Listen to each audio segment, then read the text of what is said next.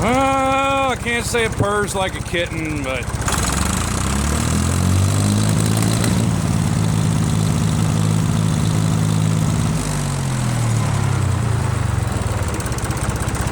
way better than it was before at any rate.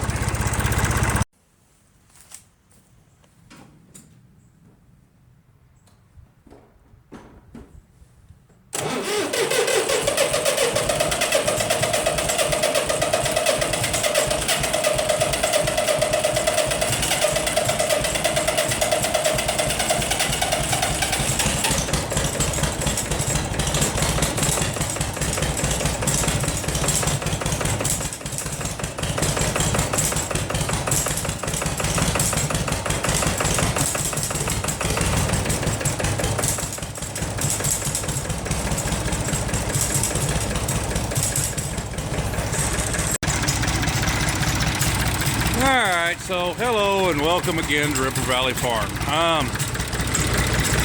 Quite the cold start, right? Only problem with that is it's like 55 degrees outside. So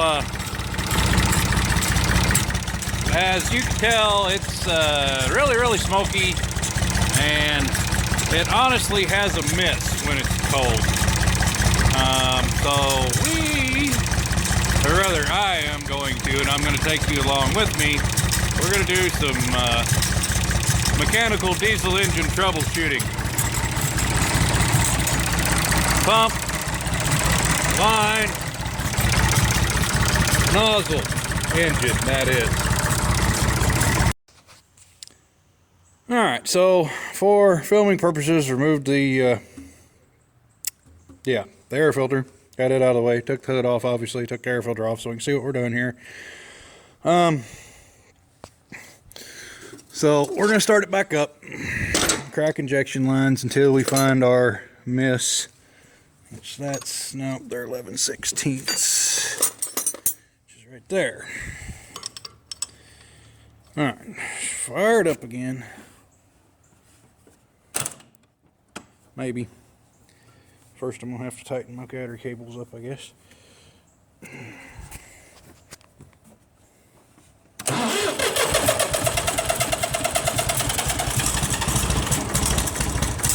Well, kind of obviously, there's something wrong with that, right?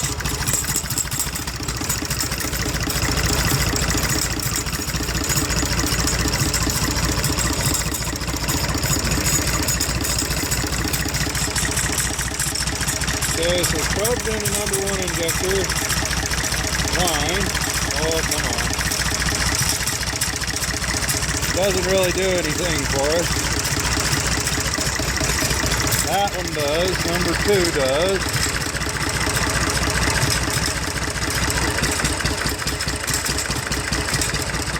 Okay, and number 3 makes a noticeable difference. Number 1,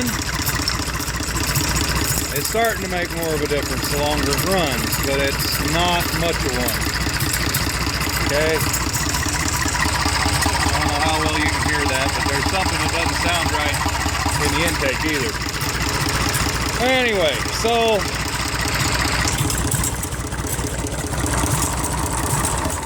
shut this thing off. And then so I guess first off, a little bit of background here.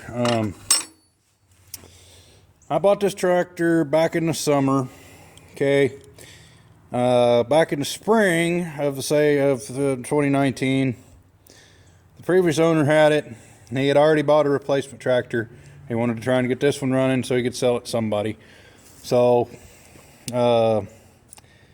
it had, let's see, number 2 nozzle was just straight pouring fuel into the cylinder, and so we replaced all 3 nozzles, and made the tractor run way better. It's cleared up, quit smoking all the time anyway. Still smoked a little bit on startup, which was more or less due to the fuel filters being plugged, and then also it had a bunch of crap in the fuel tank. Anyway, put this dang kill cable back in here that I need to replace. So before I started messing with this thing, the previous year he had the engine overhauled, he had the head rebuilt, he had the injection pump rebuilt. The guy that did the work did not replace the nozzles. Anyway, so that's where we found our problem at, that he was having. Didn't have any power, smoked like a train, of course. Number 2 nozzle was bad, so like I said, we replaced those. Now I've got a slight miss on number 1 cylinder. So what we're going to do is we're going to swap this nozzle with number 2. Just swap the 2 of them. See if the miss goes with the nozzle or does it stay with the cylinder. If it stays with the cylinder, we'll take the valve cover off and see if we have an issue there. Like I said, I can hear something thumping in the intake. Okay, like maybe it's trying to compress through the intake a little bit. Anyway, first things first though, I got to blow all this crud off so we can see at least what we're doing. Let me get busy. Alright, so we got our lines pulled off. I pulled the bolts out of the hold downs most of the way here. Anyway, so one hold down, one bolt, as you can see. That one has that little conical washer. Don't lose that. You need that on this particular one. And then set that there like so. So now they should pretty much slide right out just like that. Okay, and then this one also. Well, that one wants to be a little tougher. Anyway, no big deal. Just need something to pry with, and maybe. Of course, you could also turn the injector a little bit, try and break it loose. Sorry, I'm filming with my phone because I'm a dummy and forgot my camera. But anyway, beside the point, I came here straight from work and didn't think that I was going to be doing, or well, I knew I was coming here, I knew I was doing this. I set the camera aside last night and got it all ready to go, and with the book and everything that goes with this tractor, and left it all at the house this morning. So, that's all gummy and nasty. That's because I put anise all over the nozzle when I put it in. You can see down in there, maybe, nice and clean and coppery stuff. This one's all coated in anise. Anyway, let me swap this T and that regular banjo fitting between nozzles, and then we'll see what happens. Alright, so my lines here are still a little loose. We're going to try and bleed them out real quick and then snug them up. Get the air out of it, because that'll make a definite miss. Get some stuff cleared off here before I try and crank this thing again and drop something I didn't need to do, which I probably already did, but hey, whatever.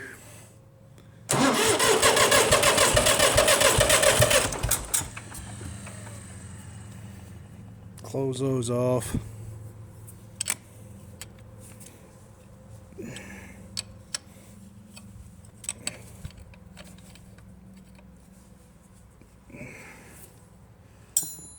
Okay, now, will it start? We'll find out in a minute. Okay,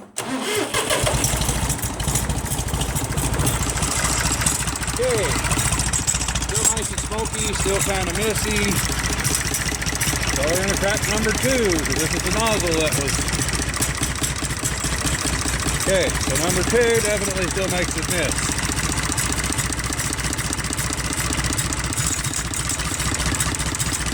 Number 1 does too, though. What about number 3? Number 3 definitely makes it miss.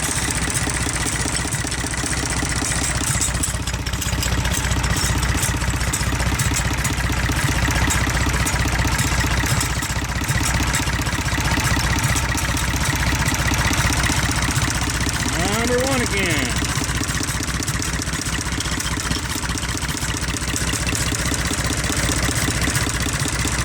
Definitely makes a change, but not as much as the other 2. So we got something wrong with the number 1 cylinder. see if the kill cable will work right now. Sometimes it does, sometimes it don't. Hey, it does. That's awesome. All right, so I guess next up, I need to go ahead and slip that girl up off of there. And then see what we can figure out, because I'm hopeful that we have some slight issue, like the valves are out of adjustment. That'd be really nice if that was all it is. Not holding my breath though. Alright, so valve cover's off. I don't really see anything that far out of joint here other than, well, this kind of stands out right off to me, but that's me. Look at this adjusting screw, where it's at versus that one and where it's at. And also, let me bring my light a little closer again. This one, and that one, and that one, and that one. They're all kind of not in the same spot. So something funky is going on here, but what it is I don't know. So first things first, we got to look at how to put this engine in time, which there's a pointer right down in here that probably has something to do with that, but then again, you got to find the marks on the balancer and all that good stuff. So and like I said, I forgot my camera, I also forgot my service manual, so we're probably just going to guess it a little bit and see what we can do. I'm going to roll this engine and see if we can get it close anyway to the right spot, and then check the valve lash. I remember it's supposed to be 10 thousandths intake, 12 thousandths exhaust. So we will check it anyway. Alright, I don't know how well y'all will be able to see, but we found our marks down in here. Not that you can really see a number beside of them or anything, but I just kind of picked the center of the marks, so at least we should be within a few degrees of where we should be. So 3 cylinders are a little bit different than regular, you know, I should say, than other engines. So our number one, TDC compression stroke. Okay, we should set intake, exhaust, intake on 2 and exhaust on 3. And these, they're all over the place. They just are. They are all over the place. So we are going to have to run the overhead on this, and then we'll put the valve cover back on, see what it sounds like then. I'm hopeful that that will make a big difference in how this thing starts. If it does not, then we'll come back tomorrow and see about timing. So off I go to get some feeler gauges and a screwdriver. Alright, so I just finished setting the lash on number 1 here. Yeah, the exhaust valve on number 1 was a little tighter than it probably should have been, but it really wasn't that bad. So that, coupled with the way that adjuster is down in there, made me go ahead and pull the push rod out. If I had my camera, I'd have showed you doing that, but anyway, not much to it. You just back the adjuster nut off and pull the push rod out. It works pretty simple. Looked it over, see if it was bent or anything like that. No bend in it, so I'm starting to believe that we might have a cam issue one of these days, but as I said, one of these days, because, well, we really don't use this thing that much, that hard at the moment. Hopefully we will one of these days, but not right now. So we will just have to keep an eye on that and see what it does. So let me finish adjusting these out. I'm going to do this one, which is way over. I'm guessing that's got to be close to 15 or 17 thousandths. And then this one here is probably a little bit too tight. But anyway, we got to run it and see what, or run them and see what happens. Alright, so we've adjusted, as I said, we adjusted intake and exhaust on number 1, adjusted intake on number 2, exhaust on number 3. So now we roll the engine a full revolution, and we will adjust intake on number 3 and exhaust on number 2. Pretty simple. Okay, so was it this one? Yeah, it's this one. Might be a little loose there, huh? And then that one did. This one here, it's also probably a little loose, but not too bad. Now, the way this is set up seems to be short arm is your exhaust, long arm is intake. So again, intake 0.10 of an inch, which there's, yeah, let's see. That's probably 14 or 15, which again, you know, as I've said it before, wasn't very impressed with all the work that's been done on this thing. So let me just shut up and fix it. That'd probably be the best thing I could do right now. Alright, so we're all adjusted up now. Everything's back where it should be. Let's see. On my... I'm going to find a rag so I can wipe this off so we can see it better.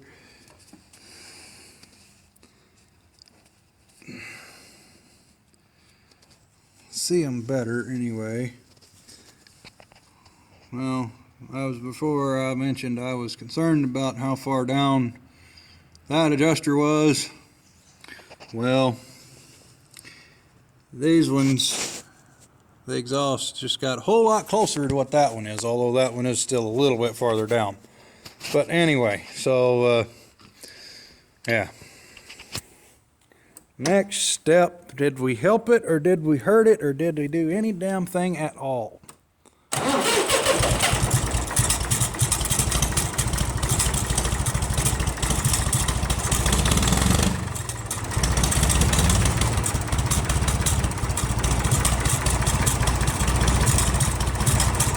Still pretty god-awful smoky, but again, it already sounds way, way better.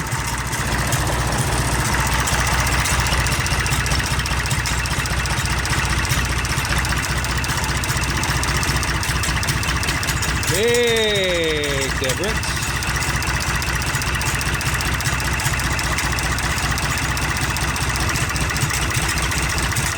Big difference.